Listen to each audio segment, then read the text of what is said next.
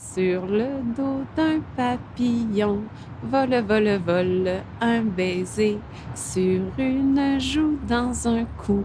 Où va-t-il se poser? J'ai endormi mes filles pour la dernière fois. J'ai touché les mains, les pieds, mais j'ai pas eu accès à la tête. Mais déjà d'avoir eu accès au corps, ça m'a aidé à prendre conscience qu'ils ne reviendront pas.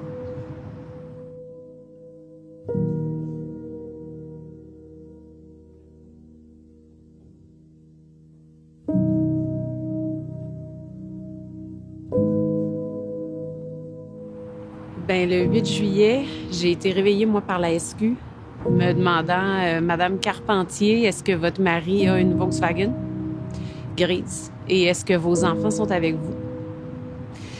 On m'a annoncé qu'il y avait un accident de la route avec aucun passager à bord. Je me suis présentée sur les lieux.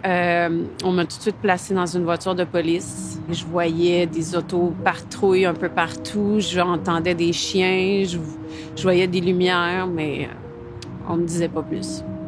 Moi, j'avais demandé, direct sur les lieux le soir, de déployer tout ce qu'ils pouvaient, les hélicoptères, des chiens. J'avais des doudous dans l'auto, des enfants. Romy traînait beaucoup ses jouets. Je leur disais, faites-le sentir aux chiens, ils vont les retrouver. Puis moi, on me répondait que c'était pas des chiens pour ça.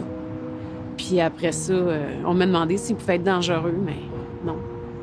Martin pouvait pas être dangereux. C'était un père aimant, puis c'était un homme bienveillant. Il a toujours, même séparé, il a toujours veillé à ce que je manque de rien. J'ai passé la journée avec lui, avec les enfants. On a eu beaucoup de plaisir. C'était convivial. C'était quand on m'a annoncé qu'il avait trouvé Nora. J'espérais encore qu'elle soit en vie. J'espérais encore une fin heureuse. Je ne pouvais pas concevoir que Martin ait pu poser un geste irréparable. J'étais impuissante. Tout ce que je voulais, c'est ramener mes filles à la maison. Mais j'ai pas eu la chance, moi, d'y chercher. Puis après, on m'a annoncé Romy. Puis je suis tombée. Je suis tombée littéralement. J'entendais crier autour de moi, elle est en train de mourir. On m'a dit que je suis virée au blanc, même mes yeux étaient blancs. Fait que j'ai été transférée à l'hôpital, puis j'ai eu accès aux enfants, mais dans des poches. Moi, j'ai pas eu la chance de les voir. Je me suis battue pour quand même avoir le corps de mes enfants, ce que j'étais en mesure de voir. Puis moi, ce que je leur ai répondu, c'est si c'était les vôtres, qu'est-ce que vous feriez? Parce que moi, mes enfants, quand ils sont nés, ils étaient pas maquillés. J'ai eu accès au bas du corps plusieurs jours après, par contre, là, grâce à Marie-Ève du groupe Garneau. Puis tant que moi, j'ai pas vu mes filles, j'ai pas réalisé. J'ai pas réalisé que c'était vraiment un point de non-retour. C'est après, je leur ai chanté les chansons que je leur chante depuis qu'ils sont nés. Tous les soirs, donner des bisous, raconter une histoire, leur souhaiter bonne nuit. Puis à partir de là, ça a été le début Ça a été le début pour moi de me dire que je suis une maman, mais ils sont plus là. Tu prévois pas enterrer tes enfants. Tu sais pas quoi faire, tu sais pas quoi acheter. Ça te tente pas de signer un avis de décès. Moi, j'en ai signé 2. Moi, je me sentais plus, en fait, et j'avais envie que ça se passe le plus rapidement possible parce que tout ce que je voulais, c'est aller les rejoindre. J'avais juste le goût que ça finisse. Ouais. J'ai 4 frères, 4 belles-sœurs, 9 neveux et nièces. J'ai des oncles, des tantes, des amis en or. Jacinthe, elle a été là pour moi du matin à 7 heures quand je l'ai appelée en hurlant jusqu'à aujourd'hui encore. J'ai des amis en or qui ont été là. Une chance. Marie-Ève du groupe Garneau savait quoi faire. Je peux pas dire spécialisés, mais ils sont en mesure de nous accompagner dans ce cheminement-là, tout en douceur. Elle m'a apporté Deuil Jeunesse et j'ai dit oui tout de suite. Moi, je connaissais pas du tout cette maman-là, pas du tout. J'étais au courant du drame. que c'est par les thanatologues qui ont entouré cette histoire-là que je suis intervenue sans qu'elle ne le sache dans son histoire. J'ai accepté d'animer les funérailles de Nora et Romy. Fait que c'est vraiment comme ça. Alors avant même de lui parler, moi, le premier contact que j'ai eu avec cette maman-là, c'est quand j'ai préparé cette cérémonie-là. Josée, elle a été présente jour et nuit. Je la textais, je l'appelais. Elle a toujours été là. Elle a toujours compris, accueilli, puis trouvé les mots. Juste le son de sa voix, ça vient comme réconforter. Elle a été vraiment plus qu'aidante. Ça a été ma sauveuse. Je me suis dit, mes 25 ans d'expérience auprès des endeuillés, c'est là que j'ai le goût que ça serve aujourd'hui. J'ai le goût d'être capable de prendre le vécu des milliers de gens endeuillés que j'ai rencontrés dans ma vie, qui ont vécu toutes sortes de drames. Puis j'ai le goût de prendre ça, de sortir les enseignements, puis de leur dire des choses pour pouvoir au moins mettre une genre de couverture chaude autour de ce qu'ils vivent, parce que je peux rien faire de plus. Elle m'a pris en main, puis elle m'a dit, moi, je m'occupe de tout. Puis elle m'a donné un rendez-vous avec Justine, puis je me suis sentie tellement humaine, une personne qui avait besoin d'aide, puis qu'on allait être là pour elle, sans que j'aille à faire toutes les démarches par moi-même, parce que juste de se lever, c'est compliqué. De se laver, tu sais, d'aller sous la douche, puis de me dire, tu sais, pourquoi je fais ça, tu sais, ça me donne quoi, je vais rester dans la maison de toute façon, j'ai plus de vie, j'ai plus d'enfants, juste ça, c'est dur, d'aller se laver.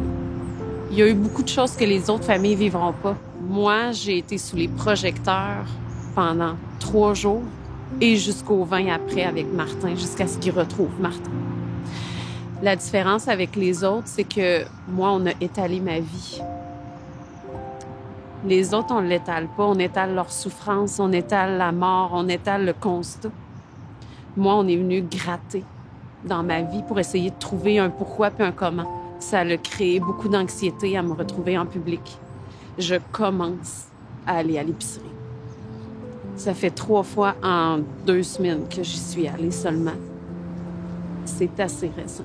La peur de me faire juger, remarquer, pointer du doigt parce que on a dit des choses à mon sujet, on est allé dans mon dossier médical illégalement, on a fait ressortir ma personne, on est allé jouer dans ma tête.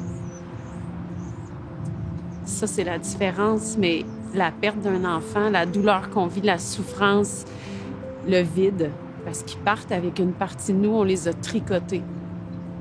C'est la même que tous les parents.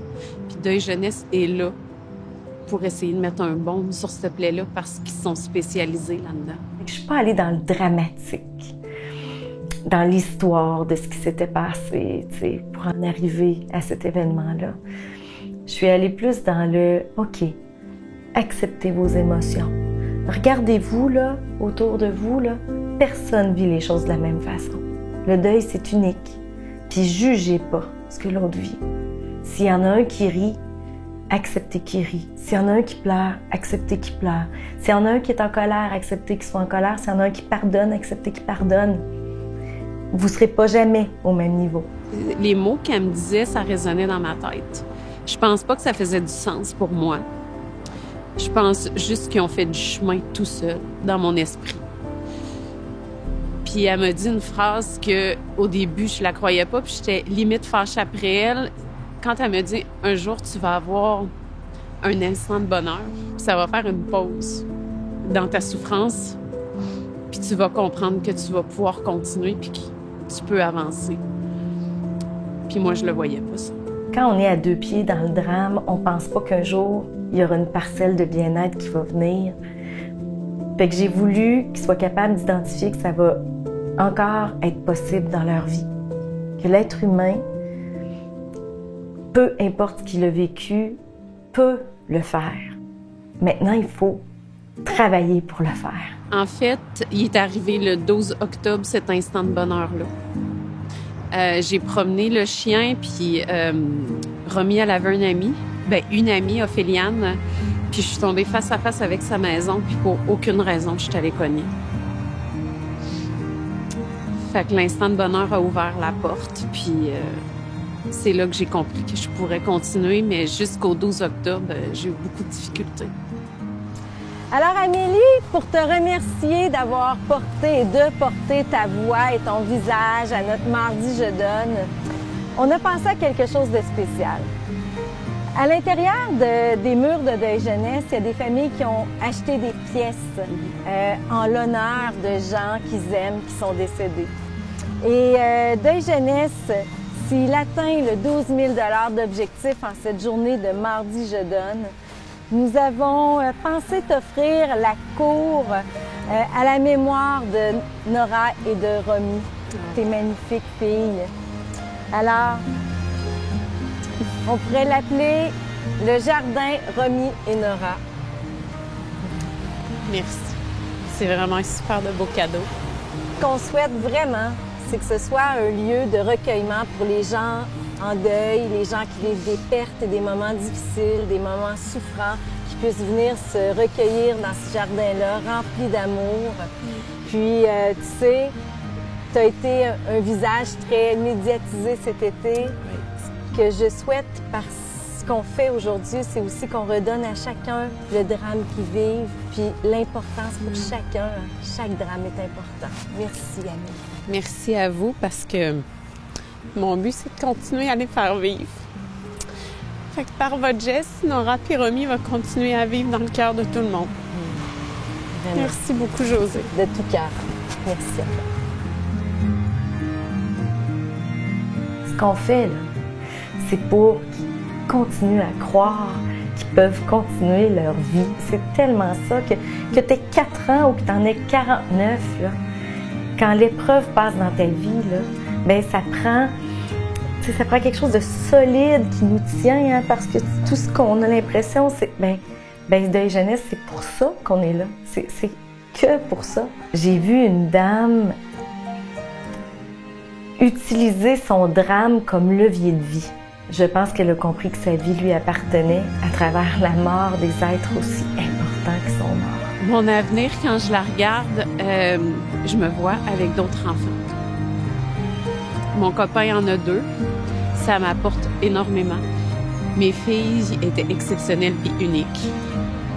Mais je sais que je serais pas capable de faire ma vie sans avoir mes enfants à moi. Fait que oui, je me vois avec d'autres enfants, puis donner à Nora et à Romy un petit frère ou une petite sœur.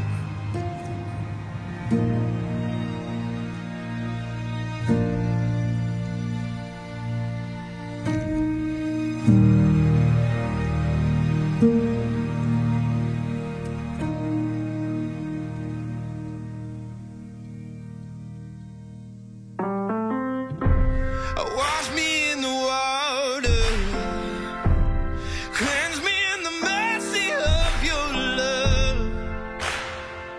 I need a heavenly touch, 'cause I'll be backsliding. I need a little guiding for my soul. Only heaven knows. 'Cause I just need a helping hand. It's gonna help me stand. It's gonna help me stand.